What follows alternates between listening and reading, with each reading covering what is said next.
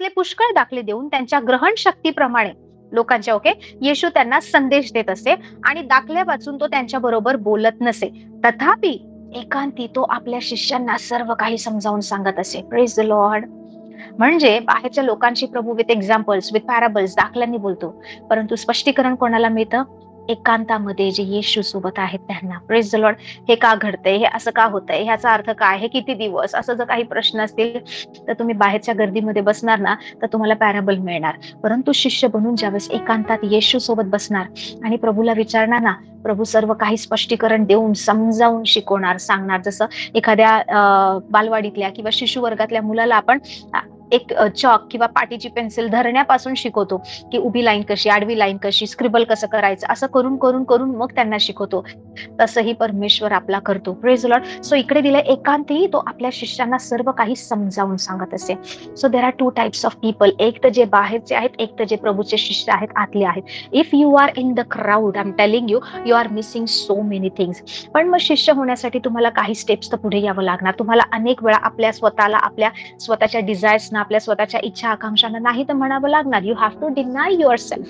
कारण जर तुम्हाला येशूचा शिष्य व्हायचंय तर तुम्ही येशूच्या म्हणण्यानुसार चाललं पाहिजे. त्याचं प्रत्येक गोष्ट तुम्ही ऐकली पाहिजे, तर तुम्ही त्याच्या सोबत आहात आणि परमेश्वर तुम्हाला ते ज्ञान, त्या गोष्टी, ते रेव्हलेशन, ते प्रकटीकरण, ते अद्भुत रहस्य सांगेल ना की ज्याच्याद्वारे तुम्ही या जीवनामध्ये महाविजयी ठराल. परंतु जर तुम्ही बाहेरचे गर्दीतले असला तर तुम्ही काय येणार माहिती, चर्चला येणार, वाव मेसेज किती सुंदर होता ना, किती छान आहे ना. काही काही लोकांचे तर डोळे भरून येतील की परमेश्वराचं प्रेम पाहून स्पर्श होईल, खूप छान वाटेल, ते ठरवतील आजपासून माझं जीवन येशूचं. पण जसं त्या उपस्थितीतून बाहेर पडणार, त्यांचं रुटीन लाईफ त्यांच्यावर पुन्हा काम करायला लागणार आणि मग ते म्हणणार आज नाही, जाऊ दे, नेक्स्ट वीक, मग नेक्स्ट वीक, मग नेक्स्ट मंथ, मग नेक्स्ट इयर, असं करत करत त्यांना शिष्य बनण्याची वेळ मिळणारच नाही. If you want to be the disciple of Lord Jesus Christ, now is the time.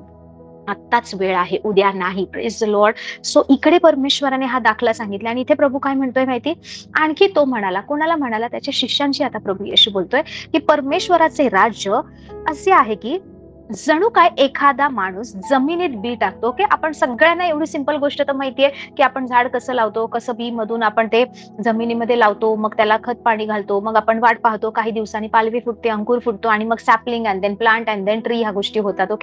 म्हणजे रोपटं येतं, मग झाड होतं त्याचं. सो इकडे बायबल सांगतं परमेश्वराचं राज्य असे आहे की जणू काय एखादा माणूस जमिनीमध्ये बी टाकतो, रात्री झोपी जातो आणि दिवसा उठतो. आता बी टाकलंय, मस्त झोपलाय आणि सकाळी उठलाय आणि ते बी रुजते व वाढते. पण हे कसे होते हे त्याला कळत नाही. त्याने काय घेतलं, बी घेतलं, जमिनीत टाकलं आणि त्याने छानपैकी ते जमिनीमध्ये पेरलं बी आणि त्याच्यानंतर तो झोपून गेला. रात्र झाली, झोपून गेला आणि तो आता सकाळी उठतोय आणि सकाळी उठल्यावर काय पाहतो, त्याने बी पेरताना जी अवस्था होती ती नाहीये. आता त्याची अवस्था बदलली आहे. आता काय झालंय, बी रुजायला लागलंय आणि ते वाढतंय. पण हे कसं होतं हे त्याला माहित नाही. त्याने फक्त जमिनीमध्ये बी पेरलं, त्याने पाणी घातलं, त्याने सूर्यप्रकाश भेटला त्याला आणि त्याची वाढ व्हायला लागली. पण ही वाढ का होतीये, कसं होतंय? एवढंसं बी आहे, एवढंसं बी, जे बी फोडून पाहिलं तर आतमध्ये काहीच नाही, नुसतं बीच आहे. पण त्या बी मध्ये एवढं सामर्थ्य आहे की त्याच्यात मुळं पण आहेत, त्याच्यात फळ पण आहे, त्याच्यात फूल पण आहे, त्याच्यात पानं पण आहे, त्याच्यात झाड होण्याचं कुवत पण आहे, त्याच्यामध्ये फांद्या पण आहे, त्याच्यामध्ये खोड पण आहे आणि अशा बऱ्याच गोष्टी त्या बी मध्ये आहेत. पण एवढंसं बी जेव्हा हातात घेऊन पाहतो तर काहीच दिसत नाही. ते तर असं नाही का एवढंसं छोटंसं बी येते. परंतु ज्यावेळेस ते बी मातीमध्ये जातं तर त्याच्यामधून सगळ्या गोष्टी बाहेर पडतात. सगळ्या बी कडे पाहिल्यावर कोणाला वाटणार नाही की हे फ्युचरमध्ये जाऊन काही फळ देऊ शकेल, हे फ्युचरमध्ये जाऊन भविष्यामध्ये काही दिवसानंतर ह्याच्यातून झाड येईल. आता ही प्रोसेस आपल्याला माहितीये म्हणून आपण नाही का ह्या गोष्टी सहज करतो. पण कधी विचार केले हे असं का होतं, कसं होतं, हे कशा काय ह्या गोष्टी घडून येतात? मातीमध्ये असं काय की मातीमध्ये गेल्यावर, पाणी भेटल्यावर ते वाढतं, ते खराब होऊन जात नाही आणि त्याच्यातून नवीन झाड तयार होतं, नवीन रोपटं येतं. आणि इकडे प्रभू तेच सांगते की देवाचं राज्य असंच आहे. ते बिरुसते, वाढते, पण हे कसे होते हे त्याला कळत नाही. जमीन आपोआप पीक देते. काय करते? येशू इथे काय स्पष्ट म्हणाले, जमीन आपोआप पीक देते. पहिल्याने अंकुर, मग कणीस, मग कणसात भरलेला दाणा. पीक तयार झाल्यावर लागलाच वेळा घालतो, कारण कापणीची वेळ आली आहे. Praise the Lord. एक दाणा पेरला, आता कितीतरी दाण्यांची कापणी होते. Can you imagine, can you imagine? एक बी पेरलं, त्याच्यातून ते झाड आलं, अंकुर आला, मग त्याच्यानंतर काय आलं, कणीस, मग कणसात भरलेला दाणा. म्हणजे एक दाण्याचे कितीतरी बहुगुणित दाणे झाले, ते कितीतरी दिवस फळ देत राहील आणि त्याच्यातून असे कितीतरी अनेक बी निघतील, जे पेरलं होतं त्याच्यासारखे, त्याच्यासारखी कुवत असणारे, त्याच्यासारखं बहुगुणित करणारे, त्याच्यासारखी विपुलता देणारे. परमेश्वराचं राज्य हे असंच आहे. Praise the Lord. पण तुम्हाला माहिती ह्या गोष्टी केव्हा घडतात? ज्या वेळेस ते बी जमिनीमध्ये मिळून मरायला तयार होतं तेव्हा. येशू म्हणाला ना, गव्हाचा दाणा तुम्ही घ्या, असंच ठेवा. आपण तर चपाती खाणारी लोक, आपल्याकडे गहू तर आपल्याला लागतोच. जोपर्यंत गहू तसाच साठवून ठेवलाय त्याला काहीच होत नाही. लोक वर्षभराचं पण एकत्र भरून ठेवतात, उत्पन्न काढतात शेतातलं. काही होतं का? ते गहू जसेच्या तसे असतात. त्यातले मुठभर गहू घ्या, मातीमध्ये पेरा, वरून थोडीशी माती टाका आणि पाणी टाका. त्याच्यातून बघा एक 3-4 दिवसानंतर नाही का पालवी फुटून, अंकुर फुटून गवतासारखं पात यायला लागेल आणि ते वाढेल. ते इतके दिवस सांभाळून ठेवले त्याला कीड लागू नये म्हणून. त्याने एक फळ दिलं नाही, एक पान त्यातून बाहेर आलं नाही, एक रोपटं आलं नाही. ज्या क्षणी त्या दाण्याला जमिनीत पडून मरावं लागलं, त्याने कितीतरी अधिक चांगल्या गोष्टी दिल्या. Praise the Lord. So dying to yourself is necessary. How the kingdom of God functions when Christ lives in you. When you are living, it will. म्हणजे मी स्वाती, जर स्वाती जिवंत आहे तर देवाचं राज्य, मी भलेही शिकवते, मी बोलतेय, मी प्रीच करते, मी अभ्यास करते, मी नोट्स काढते, मी खूप छान बोलतेय, पण जोपर्यंत मी जिवंत आहे ना, देवाचं राज्य मॅनिफेस्ट होणार नाही. मी फक्त त्याच्याबद्दल नॉलेज देऊ शकेल, इन्फॉर्मेशन देऊ शकेल. But when I am dying, ज्यावेळेस स्वाती मरते आणि ख्रिस्ताची योजना पूर्ण होते, आता स्वाती नाही जगत आहे तर ख्रिस्त जगतोय, त्यावेळेस ते देवाचं राज्य या अशा प्रकारे विपुलतेने फळ देणारं राज्यामध्ये आपण चालतो. कसं होतं? जेव्हा ते बी जमिनीमध्ये पडून मरतं त्यावेळेस त्यातून अशा काहीतरी गोष्टी बाहेर पडतात. तो प्रेशर महत्वाचा आहे. पहा, कुठलंही झाड येण्यासाठी किंवा वाढण्यासाठी सूर्यप्रकाशाची गरज आहे, बरोबर? परंतु ते बी आहे ना, असंच ठेवून चालत नाही. त्या बीला त्या अंधारामध्ये, त्या जमिनीमध्ये जावं लागतं. ते बी मरतं अंधारामध्ये, जमिनीमध्ये जाऊन, आणि मग जसं वाढतं त्यावेळेस त्याला सूर्यप्रकाशाची गरज आहे आणि ते वाढायला लागतं. Praise the Lord. सो काही गोष्टी असतात की तुम्हाला वाटतंय तुम्ही अंधारातून जाताय, तुम्हाला वाटतं की सगळ्या बाजूने परिस्थितीने घेरलंय, तुम्हाला वाटतं की काहीतरी वाईट घडतंय, तर तुम्ही पेरले जाताय. Praise the Lord. पेरले जाताय. पहा, पेरणी आहे ना जमिनीखाली, अंधारामध्ये, माती खाली होत असते. Praise the Lord. आणि तुम्हाला कळत नाहीये की गुदमरल्यासारखं वाटत असेल कदाचित, त्या नाही का माती खाली राहून त्या प्रोसेस मधून जाताना असं वाटत असेल की आता नाही का जीव जातोय, आता सहन होत नाही, असं वाटत आहे की संपायची वेळ, ह्यापेक्षा मेलेलं बरं.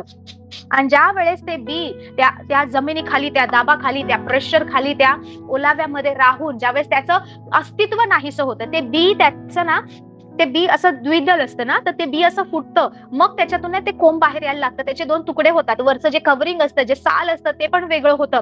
एक एक गोष्ट निघून जाते. तुम्हाला वाटेल सगळं हरते मी, आता मी काहीच करू शकत नाही. Like you are stripping off. जसं नाही का कांदा सोलून निघतोय ना, तसं आपण सोलून निघतोय, असं तुम्हाला कदाचित वाटत असेल. आणि तुम्ही त्या प्रेशर मधून, त्या तणावामधून, त्या अडचणीमधून, त्या खूप दबावामधून जात असाल. तुमचं अस्तित्व नाहीसं होतंय असं तुम्हाला वाटत असेल की आता तुम्ही काहीच करू शकत नाही, त्या अंधारामध्ये काही समजत नाहीये. पण काहीतरी नवीन जन्मास येते, तिकडून काहीतरी नवीन सुरुवात येते, तिकडून काहीतरी नवीन लाईफ, नवीन जीवन सुरू होते. हे त्यावेळेस समजत नाही. ज्यावेळेस त्या बीचं अस्तित्व नाहीसं होतं ना, त्याच्यातून छोटंसं अंकुर फुटतं, त्याच्यातून छोटी छोटी मुळं बाहेर पडायला लागतात. आता ते बी जे वर्षानुवर्ष सुंदर स्वतःचं रूप धारण करून होतं ना, ते जमिनीत गेल्यावर कोणालाच दिसत नाहीये, कोणालाच दिसत नाहीये. काय होतंय हे कळत नाही, पण आतमध्ये ना काहीतरी घडतंय. त्या बीचं नाही स्वरूप बदलतंय, त्याचे नाही का तुकडे होत आहेत, त्याच्यात मधून मुळं फुटतायत. ती मुळं अजून खोल अंधारात, अजून खोल जातायत आणि वरून पण वाढायला लागतायत. Praise the Lord. वरून छोटं ते एवढंसं जे कोंब असतं ना, एवढंसं जे अंकुर येतं ना, काय ताकद असावी हो त्याच्यामध्ये, विचार करा. एवढंसं अंकुर, त्याला आता ताकद भेटते केव्हा? ज्या वेळेस त्या माती खाली, त्या प्रेशर खाली, त्या समस्येखाली, त्या अडचणी खाली, त्या अंधारामध्ये ते वाढतंय, तिकडे स्वतःचं अस्तित्व गमावतंय आणि त्याच्यातून एक छोटासा अंकुर येते ना, त्या अंकुरामध्ये ताकद येते माती बाजूला सारून पुढे वर जाण्याची. This is what we are doing. Okay. अडचणी, समस्या, त्रास, सगळ्या गोष्टी आहेत आणि आपल्याला वाटतं आपण हरतोय, आपण मरतोय, पण ते जे नाही का एक छोटंसं अंकुर जे फुटतंय ना, ते अंकुर आपल्याला वर वर वर घेऊन जाणार आहे, ते पुढे घेऊन जाणार आहे. And this is the kingdom of God. I am telling you. जेव्हा तुम्ही ह्या प्रोसेस मधून जाता, बायबल सांगतं ते बी रुजतं, ते वाढतं, पण हे कसं होतंय बाहेरच्या लोकांना कळत नाही. पण जमिनीमध्ये बऱ्याच गोष्टी घडतायत. तसं आपल्यासोबत होतं. आपल्याला भलेही असं वाटतं की आता मी काहीच करू शकत नाही, मी संपले, माझे नाही का, मी हतबल झाले, माझे सगळे प्रयत्न करून मी थकले, आता मी काहीच करू शकत नाही, त्यावेळेसच कुठेतरी ते अंकुर फुटतंय आणि त्या एवढ्याशा नाजूकशा अंकुरमध्ये ताकद आहे. ती माती बाजूला सारून जो प्रेशर आहे जमिनीचा, जो मातीचा, तो बाजूला काढून वर जमिनीच्या वर येण्याचे. Praise the Lord. आता त्याला सूर्यप्रकाश कसा मिळवायचा माहितीये, आता त्याला परिस्थितीतून कसं बाहेर पडायचं माहितीये. आता माहितीये की ज्या जमिनीमध्ये, ज्या अडचणीमध्ये, ज्या प्रेशरमध्ये आहे ना, त्याच्यातूनच आपल्याला पाहिजे त्या गोष्टी जमिनीतून कशा शोषून घ्यायचा आणि आपली वाढ कशी करायची हे त्या बीला माहितीये. And now it is growing, it is growing, it is growing. आणि ते वाढणं थांबवत नाही जोपर्यंत जे एक बी मेलंय ना त्याच्यासारखे हजारो बी जन्माला येत नाही तोपर्यंत. Praise the Lord. सो हे कसं होतं कोणाला माहित नाही. Praise the Lord. ते बी रुजते, वाढते, पण हे कसे होते त्याला कळत नाही. जमीन आपोआप पीक देते. जी जमीन त्या बीचं अस्तित्व नाहीसं करण्यासाठी होती, ती जमीन, तो प्रेशर, तो त्रास, तो अंधार त्या बी साठी काहीतरी चांगलं निर्माण करण्यासाठी होता. कदाचित त्यावेळेस त्या बीला त्या परिस्थितीमध्ये समजत नसेल, हे का असं वाटत असेल, असं वाटेल माझा श्वास गुदमरतोय, परंतु त्यामुळेच काहीतरी चांगल्या गोष्टी बाहेर निघतायत, त्यामुळेच एक नवीन झाड जन्माला येते, त्यामुळेच एक नवीन रीतीने जीवन सुरू करून पान, फुलं, फळं ह्या सगळ्या गोष्टी निर्माण करण्याचं सामर्थ्य मिळतंय. सो जमीन, तो अंधार, ती गोष्ट, ती परिस्थिती हे सगळं नुकसानीसाठी नाहीये. या गोष्टी आपल्याला पुढे ढकलण्यासाठी आहेत. या गोष्टी आपल्याला देवाच्या इमेज मध्ये उभं करण्यासाठी आहेत. या गोष्टी आपल्याला आपला नाश करण्यासाठी नाहीयेत. सो बायबल सांगते ते बिरुस्त वाढतं, पण हे कसं होतंय त्याला कळत नाही. जमीन आपोआप पीक देते. पहिल्याने अंकुर, मग कणीस, मग कणसात भरलेला दाणा, आणि पीक तयार झाल्यावर काय, सगळे लोक ते पीक ना कापण्यासाठी बसलेत. लगेच त्याला नाही का कापणी करायची आणि काढायचे, विळा लावायचे आणि काढून घ्यायचे. Praise the Lord, praise the Lord. How the kingdom of God is working. कोण याच्यामध्ये काम करतंय. ती माती पण जेव्हा अशीच पडून आहे, तिथं दुसरं काही काम करत नाही, ते बी असंच पडून आहे, आपल्याला त्याच्यामध्ये काही दिसत नाही. पण ज्यावेळेस काही प्रोसेस मधून ह्या गोष्टी जातात, त्यावेळेस एक झाड, एक रोपट, एक फळ, एक फूल जन्माला येते. सो ह्या गोष्टी कशा घडतात. शेतकऱ्याने किंवा पेरणाऱ्याने काय केलं, बी पेरला आणि तो झोपून गेला. Praise the Lord. सकाळी उठून बघतोय की बी रुजलंय आणि त्याची वाढ होते. हे कसं होतं हे त्याला माहित नाही, कारण त्याने ते बी रुजवण्यासाठी मेहनत घेतली नाही, त्याने त्याची वाढ करायसाठी मेहनत घेतली नाही. त्याने फक्त काय केलं, उचललं बी, जमिनीमध्ये पेरलं आणि बाह्य रीतीने जे पाणी देणं वगैरे, काळजी करणं, तेवढ्या गोष्टी केल्या. त्याच्या पलीकडे तो काहीच करत नाही. It shows the supremacy of God. Hallelujah. हे काय दाखवतं, देवाचं राज्य दाखवतं. कशा प्रकारे देवा, our Lord is a sovereign Lord. तो स्वतंत्र आणि तो नाही का सर्वश्रेष्ठ परमेश्वर आहे. तो करतो. इट इज नॉट की मी जाऊन काय केलंय. नो. तुम्ही ज्यावेळेस देवाचं वचन घेता, त्या परिस्थितीमध्ये किंवा त्या संघर्षामध्ये तुम्ही ज्यावेळेस वचन घेऊन उभं राहता ना, तीच परिस्थिती जी तुमचा नाश करण्यासाठी होती, कदाचित तुम्हाला अपयशी करण्यासाठी होती, कदाचित तुम्हाला खाली पाडण्यासाठी होती, कदाचित नुकसान करण्यासाठी होती, तीच परिस्थिती तुमच्या वाढीसाठी कारणीभूत होते. आणि हे केवळ देवाच्या राज्यात होतं. Praise the Lord. देव तुम्हाला असं नाही करत ही परिस्थितीच काढून टाका, चला आता हे असेल, नाही. देव तुम्हाला त्याच परिस्थितीमध्ये असं बनवतो की त्या परिस्थितीवर मात करून तुम्ही पुढे जाता. Everything will work for your good. Romans 8:28. तो जे लोक येशूच्या, देवाच्या साठी बोलवण्यात आले, ज्यांनी देवाला जीवन दिले, त्यांच्यासाठी सगळ्या गोष्टी मिळून कल्याणकारक होतात. Praise the Lord. This is the kingdom of God. की तुम्ही कुठूनही जात असाल, कसंही चालत असाल, देव तुमच्या सोबत आहे, त्याचं राज्य तुमच्या सोबत आहे. कोणीही, बायबल स्पष्ट सांगतं, कोणीही परमेश्वराच्या डोळ्यात, ऍपल ऑफ आय ना, डोळ्याच्या बाहुलीला हात लावू शकत नाही. सो परमेश्वराने ते संरक्षण, ती सुरक्षा आपल्याला दिली आहे. आय एम टेलिंग यू, इकडे खूप लोक आहेत, बरोबर. तुम्ही लोक तुमच्या पतीवर, पत्नीवर, मुलांवर, आई वडिलांवर प्रेम करत असाल ना. सगळेजण प्रेम करता, नक्कीच करतो आपण, आपल्या फॅमिलीवर तरी करतो. कुठल्याही एज ग्रुप मध्ये असाल तर तुम्ही किती प्रेम करता ह्याचं काय प्रमाण द्याल, की मी एवढं प्रेम करतो, एवढं करतो, मी हे करेल, मी ते करेल, मी ते करेल. मला सांगा, आजपर्यंत कोणी इतकं प्रेम करणार कोण आहे की ज्याने नाही का आपल्या प्रियकराचे किंवा आपल्या प्रेयसीचे किंवा ज्याच्यावर प्रेम करता, आई वडील, भाऊ बहीण, मुलं असतील, त्यांचे बसून केस मोजली आहेत. असं बसले, मी खूप प्रेम करतो, मी तुझे केस मोजतो म्हणून. बायबल सांगतं परमेश्वराने आपल्या नाही का डोक्यावरचे केस सुद्धा मोजलेले आहेत. त्याच्या प्रेमावर संशय कधीच करू नका. Praise the Lord. त्याच्यासारखं प्रेम कोणीच करू शकणार नाही. कोणी, या जगातली लोक मी प्रेम करतो म्हणून जीव घेतील आणि जीव देतीलही, कदाचित एकत्र मरायला तयार होतील, पण देवासारखं प्रेम कोणीच करणार नाही. की ज्याला ओळखतही नव्हतं, ज्याला आपण कधी ज्याला समजलो पण नाही, त्यावेळेस देवाने आपल्यासाठी प्राण अर्पण केला आणि त्याने आपल्याला सगळ्या गोष्टी दिल्या. आजही परमेश्वर आपल्याला असं नाही पाहत, ही खूप पाप करते, हा त्याचं ना लाईफस्टाईल चांगली नाहीये, तो ना सुधरत नाहीये, त्याला इतका वेळ दिला, इतके वेळा वचन ऐकलं, इतके वेळा त्याला वॉर्निंग दिली तरी सुधरत नाही. परमेश्वर कसा पाहतो माहिती? माझ्या येशूने त्याच्यासाठी रक्त सांडलंय. आज येशूने त्याला मुक्ती दिली आहे. येशूच्या नावाने, येशूच्या धार्मिकतेतून, येशू ख्रिस्तामधून परमेश्वर तुम्हाला पाहतो. कारण तुम्ही प्रभू येशू ख्रिस्तामध्ये आहात. Praise the Lord. सो परमेश्वर कधीच तुम्हाला साधारण, पापी किंवा like you are destine to fail, तुम्ही अपयशी होण्यासाठी नेमलेले वगैरे अशा लोकांसारखं पाहत नाही. परमेश्वर तुम्हाला एका दर्जाने, एका महान सामर्थ्याने पाहतो. पण देवाला दुःख याचं होतं की एवढे सगळे अधिकार आहे, एवढं सगळं आहे, तरीही हे अपयशी हरलेलं जीवन का जगत आहे, का अज्ञानामध्ये राहते, ह्या गोष्टीचं परमेश्वराला दुःख होत आहे. Praise the Lord. सो देवाचं राज्य कसं आहे माहिती? बी पेरलं, पण आता कशी वाढ होते, कसं काय झाड येते, हे काय माहित नाही, हे परमेश्वर करतो. देवाचं राज्य कसं आहे? असंच आहे. पीक तयार झाल्यावर आपण वेळा लावतो आणि कापणी करतो. Praise the Lord. So it is a fruitfulness. God is giving grace, God is giving growth. परमेश्वर वाढ देते, परमेश्वर पुढे घेऊन जाते. आपण फक्त एक पाऊल पुढे घेतो, तो आपल्यासाठी सगळ्या गोष्टी करतो. हालेलुया. त्याच्या पुढचं वचन जर तुम्ही वाचलं तर तिकडे देवाने मोहरीच्या दाण्याची उपमा दिली. आणखी तो म्हणाला, आपण देवाच्या राज्यास कशाची उपमा द्यावी अथवा कोणत्या दाखल्यात ते मांडावे? ते मोहरीच्या दाण्यासारखे आहे. तो जमिनीत पेरते वेळी पृथ्वीवरील सर्व दाण्यांमध्ये जरी बारीक असला, कसा? पृथ्वीवरील सगळ्या दाण्यांमध्ये तो बारीक आहे. ओके, जमिनीमध्ये पेरताना समजा तो बारीक जरी असेल तरीही पेरल्यावर उगवून सर्व झाड पाल्यांमध्ये मोठा होतो आणि त्याला अशा मोठमोठ्या फांद्या फुटतात की आकाशातील पाखरास त्यांच्या सावलीत वस्ती करता येते.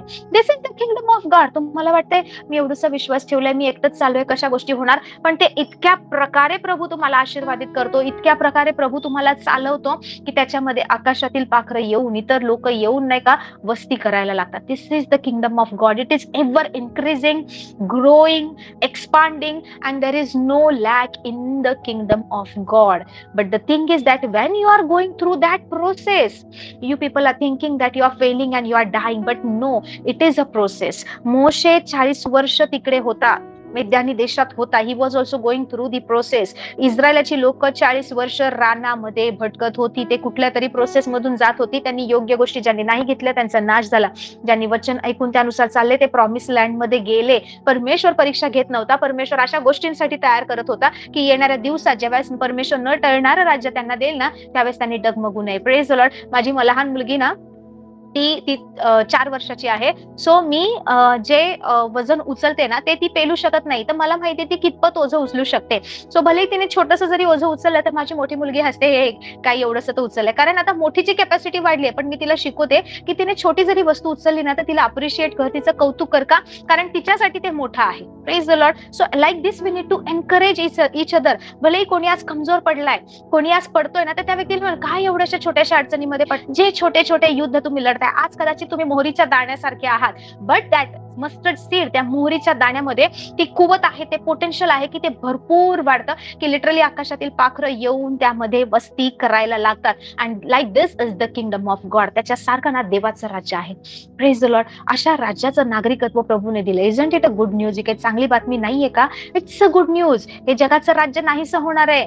आज ज्या दिवशी या पृथ्वीवर मी शेवटचा श्वास घेणार, त्याच्यानंतर थोडे दिवस माझ्या फॅमिलीला वाईट वाटेल, आपापल्या कामामध्ये लोक बिझी होतील, नंतर नो बडी विल रिमेंबर. फक्त काही वर्ष श्राद्ध जेव्हा असतं किंवा डेथ अॅनिव्हर्सरी लोक आठवण करतील. Otherwise nobody will even miss me. का?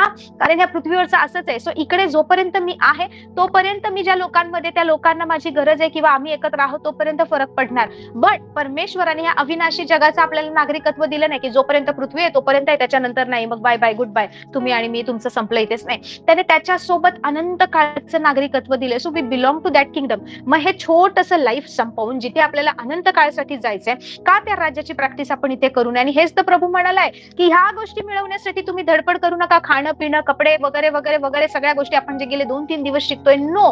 तर कशासाठी? देवाच्या राज्याचं. ओके.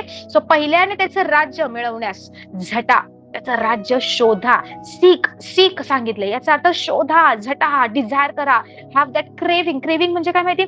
कधी कधी असं एकदम काहीतरी खाण्याची एकदम खूप तलब सुटते की मला आज हेच खायचं, मला तेच खायचं, आणि ते खाल्ल्याशिवाय चैन पडत नाही. That is called craving.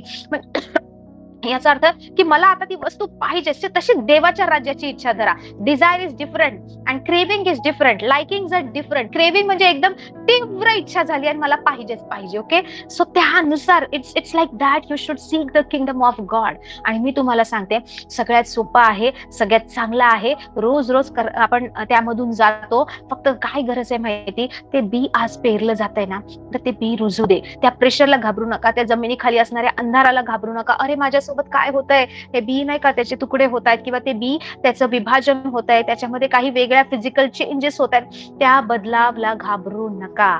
त्या सगळ्या परिस्थितीतून काही जर उत्पन्न होणार तर चांगलंच उत्पन्न होणार, चांगल्याच गोष्टी घडणार. असं टॅलेंट, अशी कुवत येणार की आता त्या जमिनीला भेदून पुढे बाहेर जमिनीच्या वर वाढण्याची ताकद मिळते. हे कसं घडतं, परमेश्वर घडवून आणतो. So kingdom of God is where God is doing everything. जिथे परमेश्वर बोलतो तशा गोष्टी चालतात. परमेश्वर जसं सांगणार तसंच घडणार. इतर कोणाच्या इच्छेने, इतर कोणाच्या लबाडीने, इतर कोणाच्या चालाखीने, इतर कोणाच्या मध्यस्थीने, इतर कोणाच्या इंटरफेरन्सद्वारे काम होणार नाही. तर देवाचा शब्दच तिकडे शासन करणार, देवाचा शब्दच तिकडे चालणार, आणि त्याशिवाय दुसऱ्या गोष्टी काहीच नाही. हे आपल्यासाठी खूप चांगलं आहे, कारण परमेश्वराचा प्रत्येक शब्द आपल्यासाठी होय आमेन आहे. परमेश्वराचा प्रत्येक शब्द, प्रत्येक वचन हे आपल्या उन्नतीसाठी आहे. Praise the Lord. So believe in the kingdom of God. I am telling you, ज्या उत्पत्तीच्या पुस्तकामध्ये आय गेस 29 का 39 मध्ये, 29,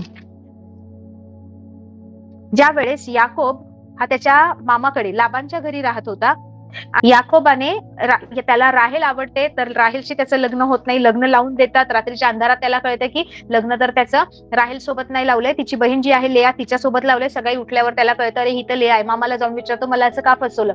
मग मामा म्हणतो, आमच्यामध्ये अशी पद्धत नाहीये, आम्ही मोठ्या मुलीला ठेवून छोट्या मुलीचं लग्न लावत नाही, म्हणून असं केलं. मग याकोब म्हणतो, ठीक आहे, मला राहेल आवडते, मी तिच्यासाठी अजून 7 वर्ष तुझ्याकडे राहील, मी 7 वर्ष तुझी गुलामी करेल, मला तू रेचल द्यायची. मग 7 वर्ष गुलामी करतो. मग त्याच्या दुसऱ्या मुलीशीही लग्न होतं. ही जी लेया होती ना, ती दिसायला खूप सुंदर नव्हती. बायबल सांगतं निस्तेज होती, ओके होती. रेचल जी होती ती दिसायला सुंदर होती, डोळे तजेलदार, सतेज, खूप चांगले होते. परंतु ही जी लेया आहे ना, त्या लाबानची जी मोठी मुलगी ना, तिला ना कधीच कोणीच ओळखलं नाही. तिचं हृदय चांगलंय, मन चांगलंय, तिने तर कधी कोणाशी वाईट वागलं नाही. पण तिचं लग्न होतं याकोबाशी. याकोब तिच्यावर प्रेम करत नाही, कारण त्याला तिची बहीण आवडलेली असते. प्रेमात तो छोट्या बहिणीच्या पडलाय. तर तिचा जो लेयाचा जो वडील आहे ना लाबान, तिचा बापही तिच्याशी चांगलं वागत नाही, कारण बापही तिला विचारत नाही, किंवा तिचं व्यवस्थित लग्न लावून देत नाही, किंवा व्यवस्थित बोलणी करत नाही. बाप गपचूप चोरी, म्हणजे काय म्हणतो, एका फसवणुकीद्वारे लग्नाच्या मंडपामध्ये तो छोट्या मुलीला न ठेवता मोठीला ठेवतो. आणि आता काय झालंय, तिला माहिती आहे की याकोबाला आवडते राहेल, पण आता याकोबाची पहिली बायको झालीये लेया. आणि लेया ज्यावेळेस पहिल्यांदा गर्भवती होते ना, बायबल सांगतं तिला रुबेन होतो. आणि ती त्यावेळेस काय म्हणते की आता नाही का, मी तर ह्याला पुत्र संतान दिलीये, भले हा माझ्यावर प्रेम करत नाही, पण माझ्याकडून ह्याला नाही का एक मुलगा झालाय, तर माझा नवरा माझ्यावर प्रेम करेल. काही होत नाही. याकोब अजूनही राहेलच्या मागे पळतोय. हा, आता ही बायको आहे म्हणून हिच्यासोबत त्याचं रिलेशनशिप आहे, बोलतोय, परंतु त्याचं मन दुसरीकडे आहे. आणि मग आता ती दुसऱ्यांदा गर्भवती राहते, तिला दुसऱ्यांदा मुलगा होतो. आणि ती म्हणते की आता मी ह्याला दुसरा पण मुलगा दिलाय, पुत्रसंतान झालंय, आता माझा नवरा माझ्यावर नाही का खरंच प्रेम करेल. बायबल सांगतं उत्पत्ती 29 मध्ये 31 पासून, ओके, त्याच्यानंतर ती पुन्हा गर्भवती होऊन तिला मुलगा झाला, तेव्हा म्हणाली की मी तर नावडतीये, मला तर त्याला मी आवडत नाही, हे पाहून देवाने माझे ऐकले म्हणून मला दुसरा पण मुलगा दिलाय. आणि तिने तिचे नाव ठेवले शिमोन. ती पुन्हा गर्भवती होऊन तिला मुलगा झाला, तेव्हा ती म्हणाली आता मला 3 मुलगे झाले. काय म्हणते, पहिल्यांदा म्हणते माझा नवरा माझ्यावर प्रेम करेल, रुबेन झाल्यावर, शिमोन झाल्यावर ती म्हणते की आता तर माझा नवरा माझ्याकडे पाहेल, मी नाही का नावडतीये, माझ्या पाहून देवाने मला दुसरा मुलगा दिलाय. तिसऱ्यांदा एक मुलगा होतो, त्याचं नाव ती लेवी ठेवते. आणि ती म्हणते की आता तरी माझा नवरा माझ्याशी व्यवस्थित मिळून मिसळून राहील, कारण मी त्याला 3 पुत्र दिलेत, माझ्या पोटी त्याला 3 मुलं झाली, तर मुलांसाठी तरी आपण तो माझा सन्मान करेल, मुलांची आई म्हणून तरी. कारण तिला नवऱ्याचं प्रेम नाही मिळत आहे, फक्त नाही का नवरा तिच्याशी रिलेशनशिप ठेवतोय, पण ते प्रेम तिला मिळत नाहीये. पण तुम्हाला माहितीये का, ज्या वेळेस तिला पुन्हा चौथा मुलगा होतो, त्याचं नाव ती यहूदा ठेवते. आणि ती म्हणते आता मी परमेश्वराची स्तुती करेल. आणि बायबल सांगतं की त्यापुढे तिचं जनन थांबलं. तिला नंतर काही वर्षांनी पुन्हा मुलं झाली, पण इकडे ज्यावेळेस ती परमेश्वराकडे पाहते, मी परमेश्वराची स्तुती करेल ना, त्यावेळेस नाही का ती म्हणते मी देवाची स्तुती करेन, त्याचं नाव यहूदा ठेवते. पण आता तिला कळलंय की what is the life of a believer. काय माहितीये का, thanks giving.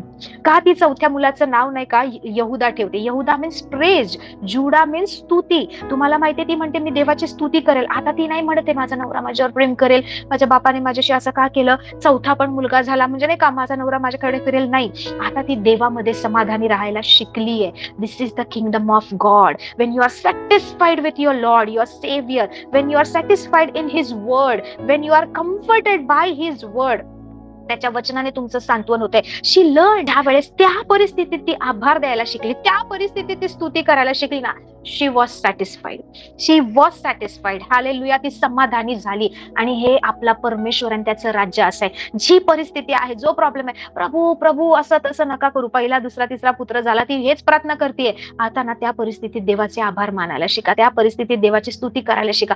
Can you imagine? She is a system. You know, लेया कोण आहे माहितीये? देवाची एक अशी सिस्टीम आहे जी ह्या प्रत्येक परिस्थितीमध्ये ती कदाचित वडिलांशी जाऊन भांडू शकत होती. ती याकोबाला नाही का वाईट ट्रीटमेंट देऊ शकत होती. तुझं माझ्यावर प्रेम नाही, तू फक्त शरीर सुखासाठी येतो, नो तू माझ्याशी बोलायचं नाही, मी तुला हे करेन. ती तिच्या बहिणीसोबत वाईट वागू शकत होती. ती तिच्या रागाने, तिच्या बुद्धीने निर्णय डिसिजन घेऊन चालू शकत होती. पण तिने कोणालाच बोलली नाही, ना याकोबला कंप्लेंट केली, ना स्वतःच्या बहिणीला काही बोलली, ना स्वतःच्या वडिलांना बोलली. आहे त्या प्रोसेस मधून ती प्रभूचे आभार मानायला, स्तुती करायला शिकली. यु नो, लेया इज अ सिस्टीम वेअर अशी काही लोक आहेत जी लेयाप्रमाणे आहेत की ज्यांना कोणी ओळखून घेत नाही, ज्यांचं चांगलं मन दिसून येत नाही. लोक म्हणतात ही निस्तेज आहे, ही दिसायला सुंदर नाही. लोक बाकीचे किती टॅलेंटेड आहे, किती सुंदर आहे. कदाचित तुम्ही त्या लेयासारखे असाल जिथे परमेश्वर तुम्हाला काही क्वालिटीज नाही ठेवतोय. तुम्ही नाही का फ्रुटफुल आहात, तुम्ही वाढताय, तुम्ही वंश सुद्धा वाढवताय, परंतु लोक नाही का तुम्हाला समजून घेत नाही. पण ती लोक जी समजून घेत नाही त्यांच्यासाठी तुम्ही नाही, ज्याने तुम्हाला पाठवलंय त्यांच्यासाठी. लेयाने इस्रायलच्या 12 वंशामध्ये कितीतरी पुत्र दिलेत. Praise the Lord. इस्रायलचा वंश वाढवताना, देवाची वंशावळी वाढवताना तिने सर्वात पहिले 3-4 पुत्र तिच्याकडून आलेत. तिने तो वंश तिच्याद्वारे जन्माला आलाय ज्याच्यामधून येशू ख्रिस्ताचा जन्म झालाय. जो यहुदा वंश आहे तो तिच्या पोटातून आलाय. सो हु यू आर, तुम्ही कोण आहात? या परिस्थितीतून, या जमिनीतून, ते पेरताना, त्या परिस्थितीतून जात असताना, हे लोक माझ्यावर प्रेम नाही करत, माझा नवरा नाही करत नाही, for what purpose you are here. ती जी स्त्री आहे ना, ही लेया, पहा आता याकोब कुठे आहे? त्याच्या स्वतःच्या देशात नाही, तो त्याच्या मामाच्या घरी आहे, दुसऱ्या देशामध्ये राहतोय. पण ती याकोब, इस्रायल त्या देशामध्ये बनला नाही. ज्या वेळेस परमेश्वराने तिकडे त्याची वाढ झाली, तो आशीर्वादित झाला, पण ज्या वेळेस तू ती जागा सोडून स्वतःच्या जमिनीमध्ये, स्वतःच्या देशामध्ये गेला, त्यावेळेस तो इस्रायल बनला.